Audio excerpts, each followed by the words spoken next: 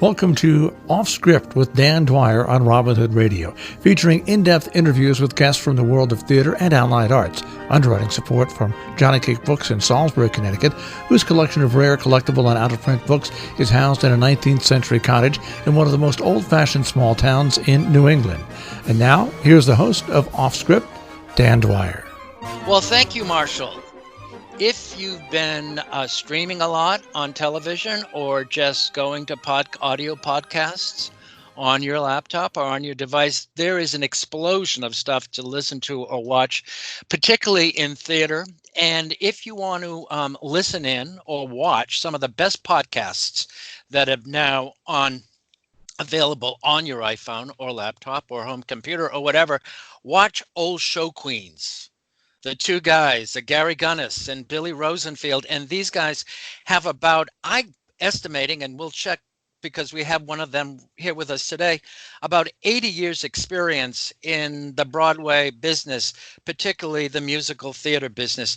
Gary is a veteran producer and general manager of all kinds of Broadway shows, including Dreamgirls, La Cage aux Folles, and Godspell, The Who's Tommy, and a bunch of others. And Billy Rosenfield was the executive responsible for over 65 Broadway cast albums, including things like Avenue Q, Parade, Chicago, the revival of it, of course, full Monty, Carolyn and Change, just to name a few. And with me today is my friend Billy Rosenfield via an audio Skype recording from London. Welcome, Billy. Hi, Dan. How are you? You know, the last time we actually saw each other was, I think, the third week in January. My husband, Jim, and I were visiting in London, and we had drinks with you. And before I was, setting up the Skype contact this morning, I was just recalling what a different world it was just 4 or 5 months ago. It's really been extraordinary. So my obvious and first question is, how are you? How's Gary? And how are things in London? Well, we're in isolation.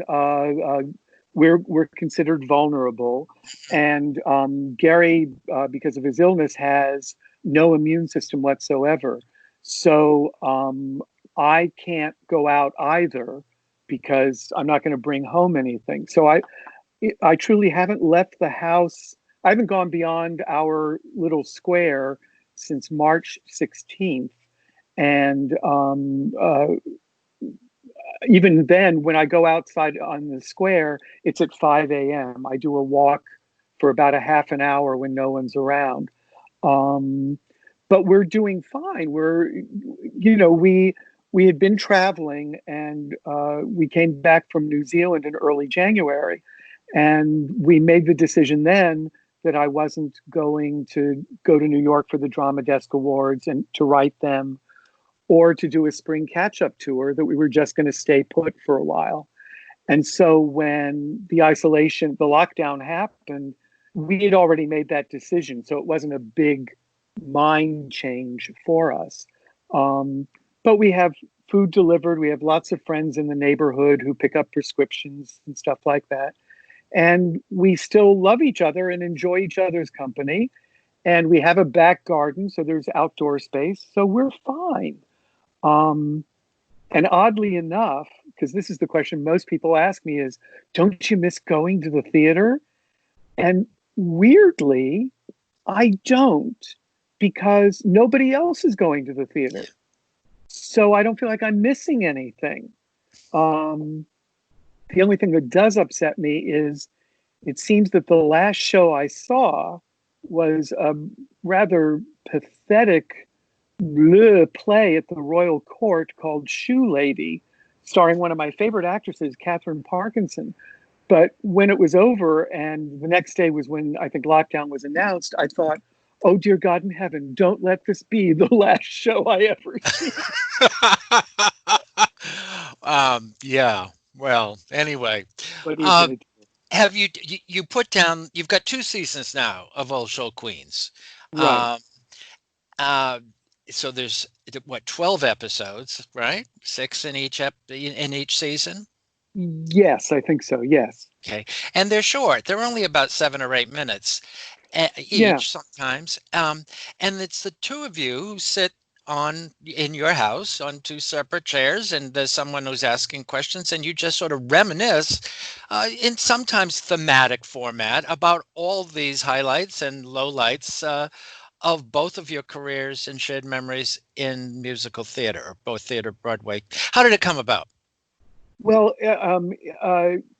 Jeff Marks, who is one of the authors of Avenue Q, which is an album that I had recorded, is a friend of mine. And, excuse me, he and his husband, but then just boyfriend, Andrew, were in Paris. And they posted in Facebook that they were in Paris. And Gary and I happened to be there. We were spending a month there. And I saw that he was in Paris. So I said, we're here. We'll make you dinner. What are you doing tomorrow night? He said, we're having dinner at your house. And so they came to dinner. They were called for 7:30 and they arrived at 11. But that's because they're kind of free spirits. But they arrived at 11 and they left at around 5:30 or 6 in the morning. We spent the time laughing and joking, and neither Gary nor I had met Andrew, and we just had a great time. And then a few months later, Gary and I were in Los Angeles, where Jeff and Andrew live, and they invited us to dinner, but they don't cook, so they had a chef there. But after dinner, Jeff said, "Oh, I want to show you my letters." And I said, "What do you mean?" And Andrew said, "Oh, he has letters from Leonard Bernstein and Stephen Sondheim and Julie Stein and whatever. And he has this scrapbook. And with every page, and some of them he's got as fan letters on Avenue Q, but some he got on eBay or from friends of friends. And with every letter, either Gary or I had a story. And so then you and Gary being of a different generation than these two younger men. Exactly. Yes. So you've got real memories. Yes. Yes, exactly. Anyway, dinners back and forth. They came to London. We saw them in New York. And then I guess it's now 2 years ago. Yeah. They got married. And they said, we're going to come to London for our honeymoon, but we were wondering if we could bring a film crew to your house and film you guys. And we said, doing what? And they said, we just want to talk to you. And I said, about what? And neither of us could figure out what it was that they wanted to do. But we said, sure, why not? And so they showed up on a Sunday with a film crew of 4. And we sat in my den in my office area and for about 6.5 hours, 7 hours.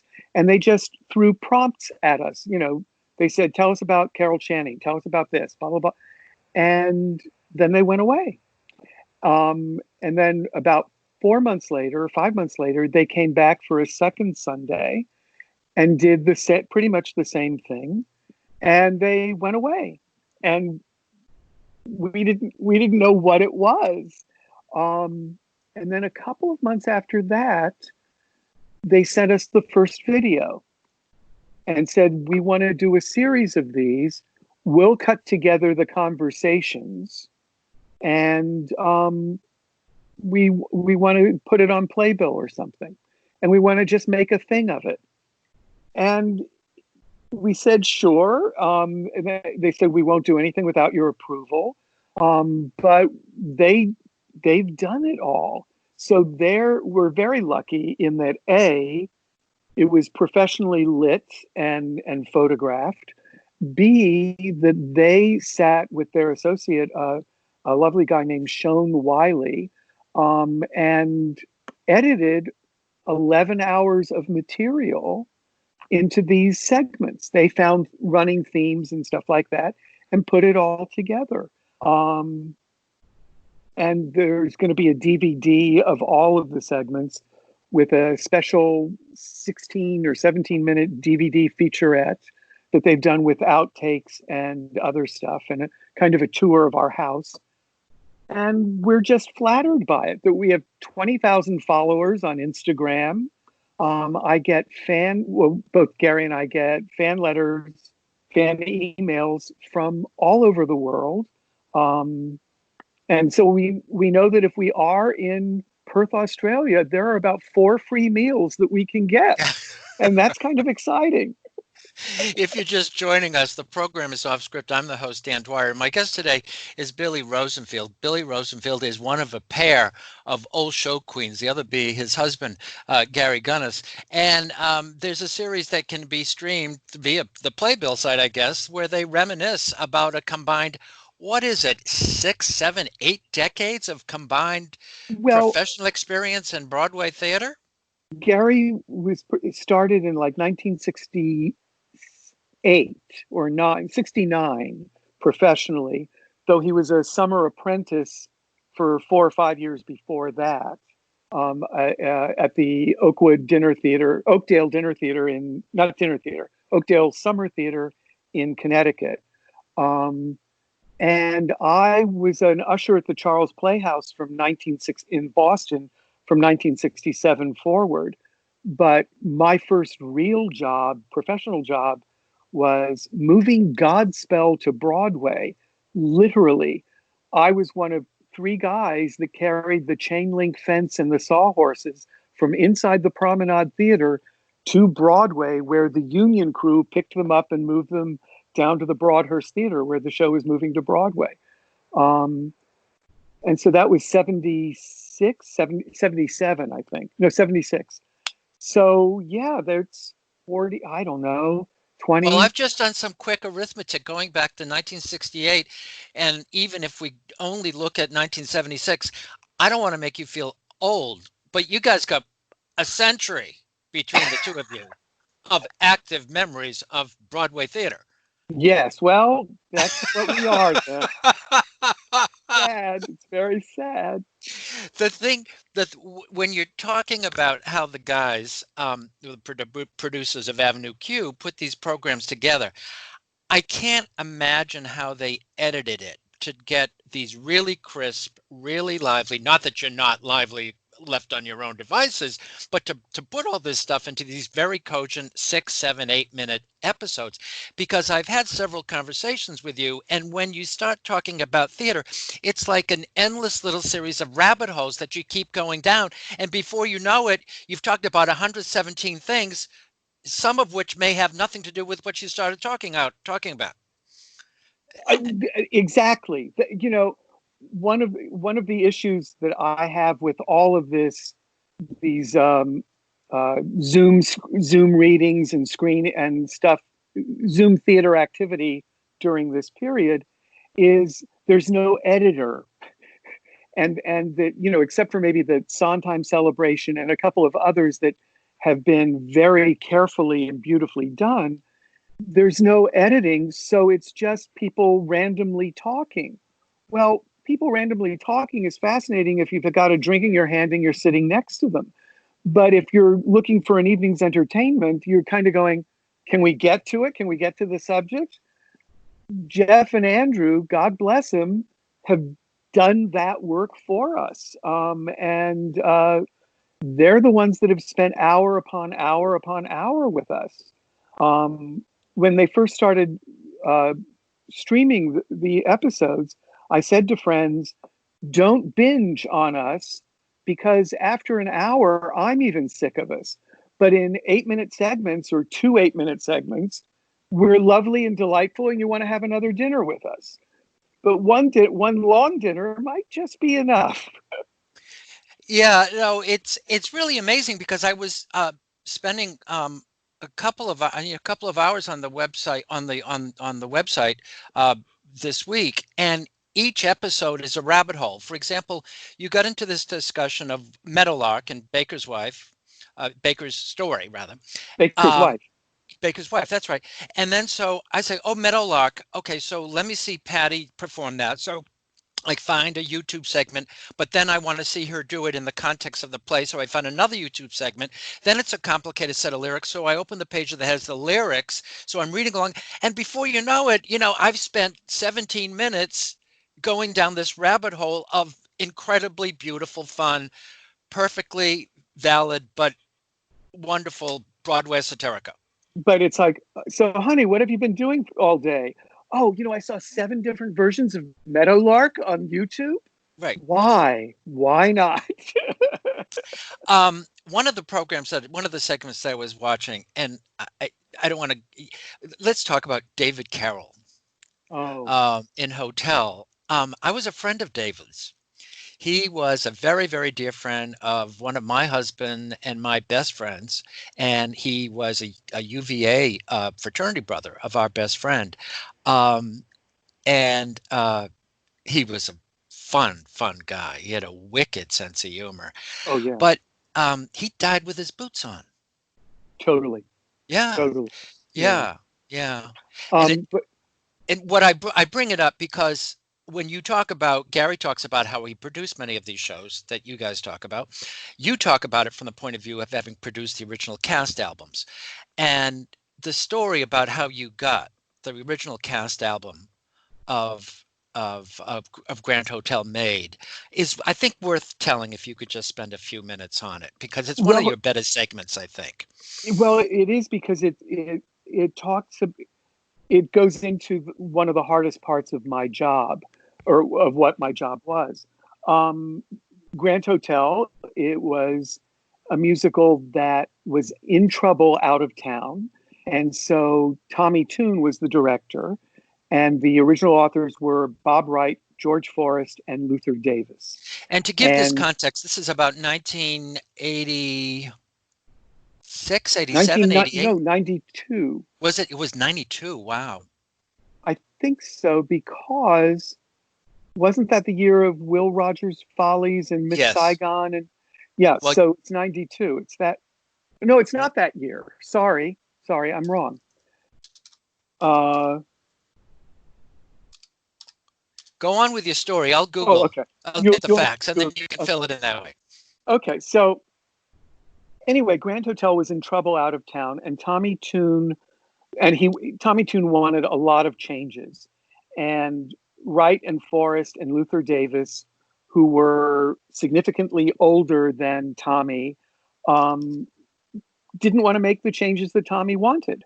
And so Tommy brought in Maury Yeston and Peter Stone and Tommy's creative team to make the show a hit.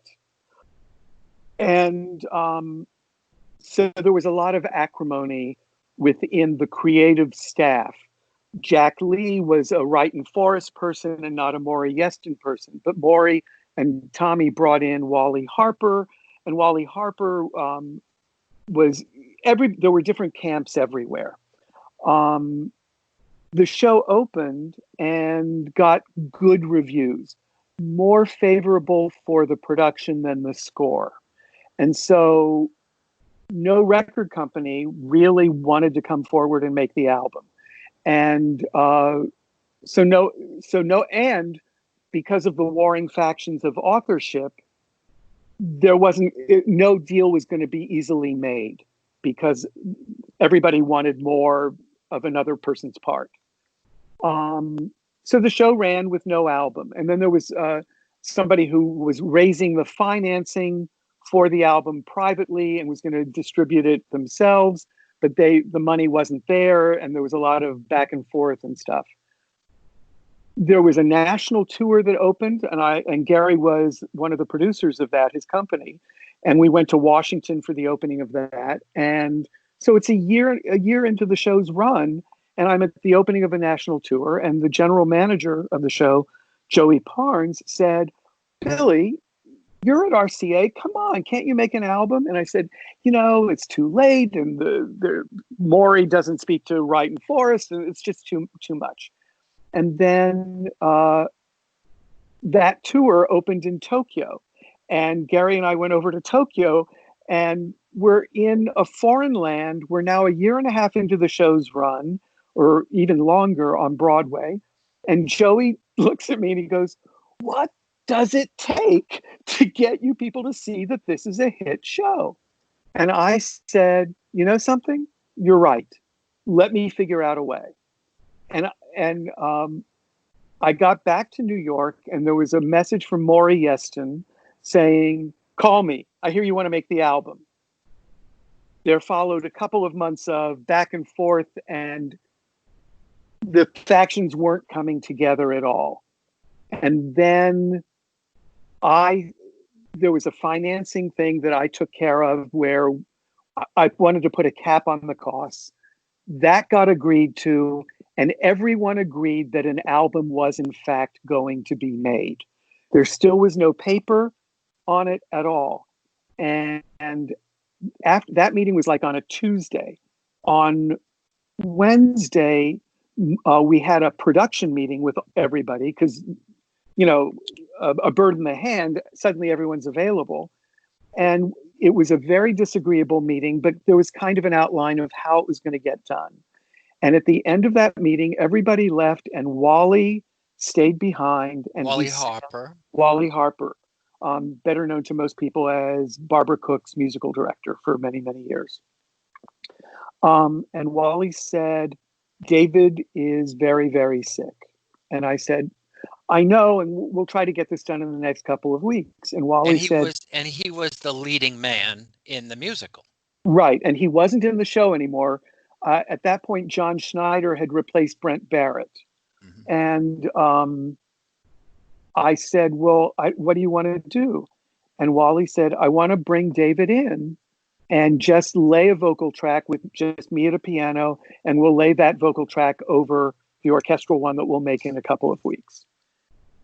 And I said, I don't know how I can do that. This is a corporation. It's not my studio. I don't have approvals. And Wally said, "It's that serious." And so I went down to the studio and to the woman who coordinated the office time at the studio. And I said, "This is the situation. Can you come up with a fake billing number?" And she said, "Sure." And so she did.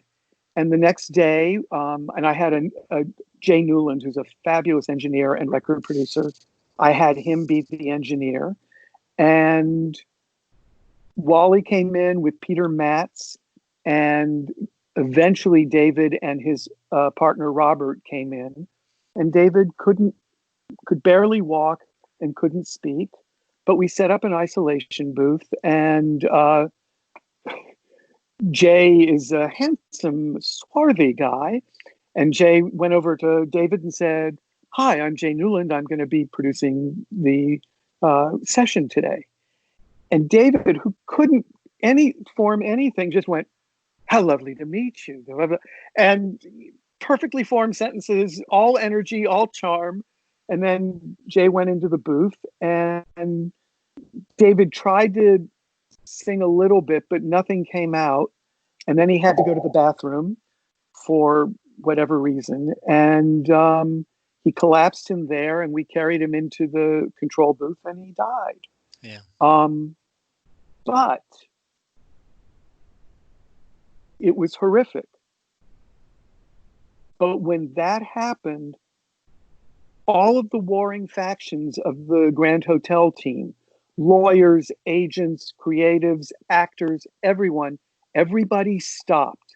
It was like a midnight truce at Christmas, on the Western Front or something. And a week and a half later, 2 weeks later, when David's memorial was scheduled, we scheduled the recording session around it. So everybody came back for it. The big question became, who was going to sing the role of the Baron? And John Schneider from TV's Dukes of Hazzard was playing the part at the time. And I said, and our director of marketing said, "Oh, that's great. We can put John Schneider in Grand Hotel." And I said, "Well, no, that's not in the spirit of what this is."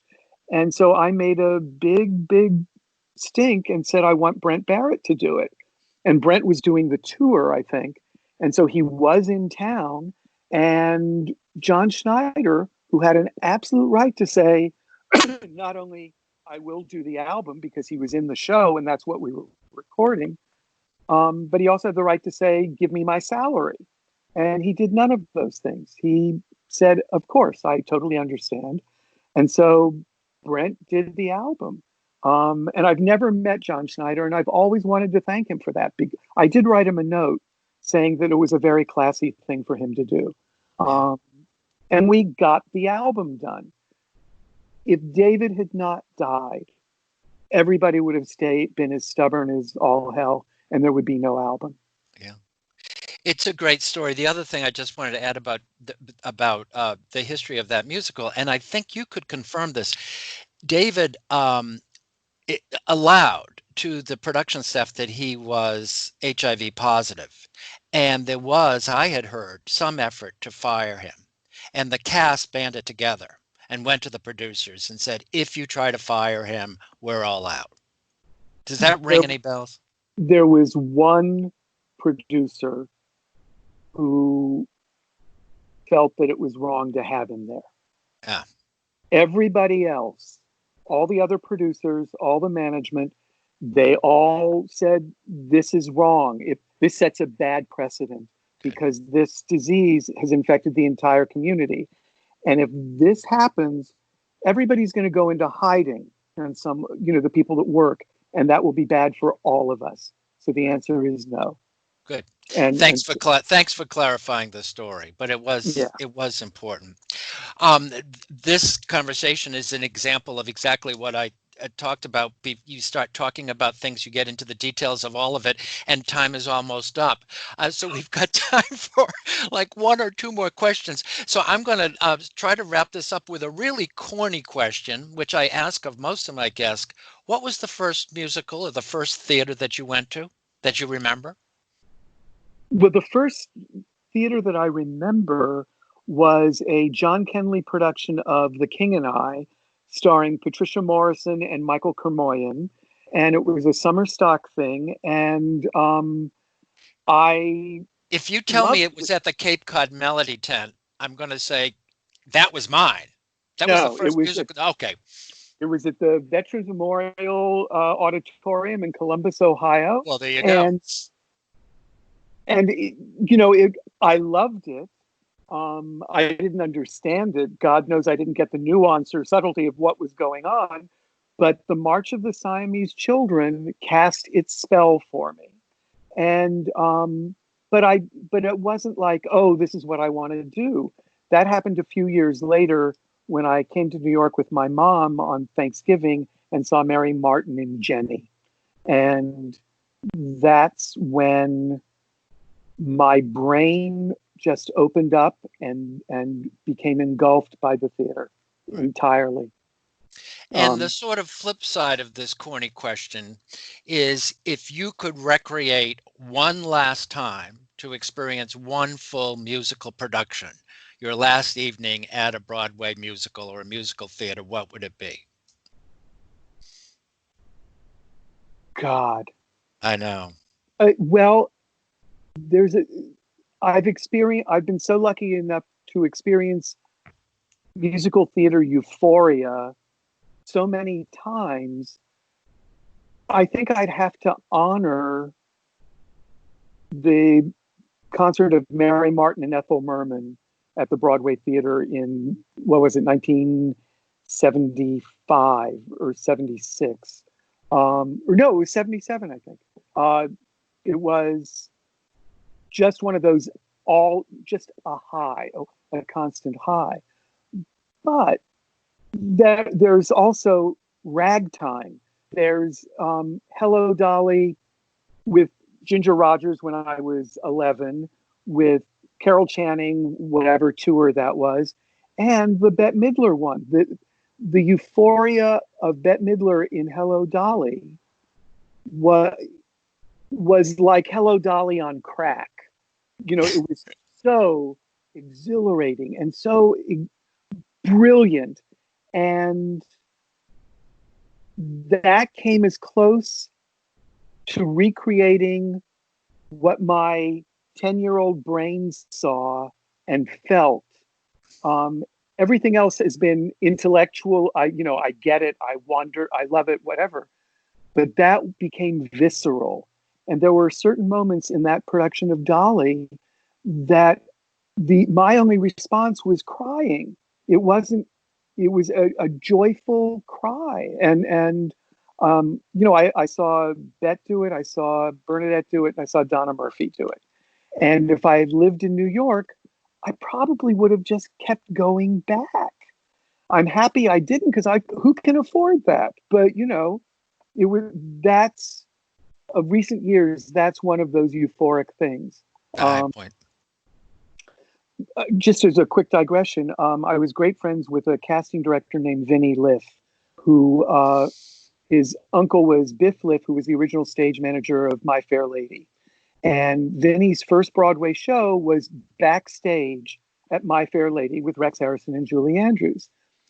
And he had developed a brain tumor, and he was over here in London, and he didn't have much longer, and he had a whole week and a half scheduled of shows to see. But on his third night here, he and his husband Ken saw the National Theater production of Anything Goes, directed by Trevor Nunn, starring Sally Ann Triplett and John Barrowman. And it was a euphoric production. It was really wonderful. And at the end of it, the confetti's flying and the audience is standing and cheering. And he turned to Kenny and he said, "I'm done." And Kenny said, "What do you mean?" He said, "This is it. This is how I want to leave. I started with My Fair Lady. I want to leave with this."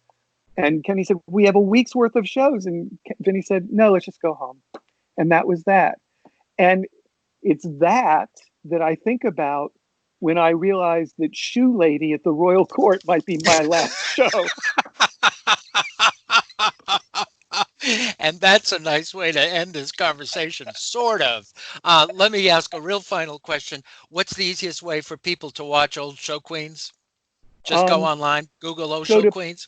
Go to the YouTube channel and do Old Show Queens, or go to oldshowqueens.com. Okay, good. Okay, enjoy. Billy, you look great. Thank you for taking the time. Give my best to Gary, and you guys continue to stay well, please. Thank you. We will. You too. Okay. Thanks, Billy. Okay. And thank you for listening to us. The show, again, is Off Script with Dan Dwyer. My guest has been Billy Rosenfield, one of two, with Gary Gunas, his longtime partner, who recall almost a century of professional life in the Broadway and Broadway musical theater. Thanks for joining us here on Off Script. Until the next time, I used to say, be well. Pandemic's still around, so I'm going to say, stay well. Thanks for joining.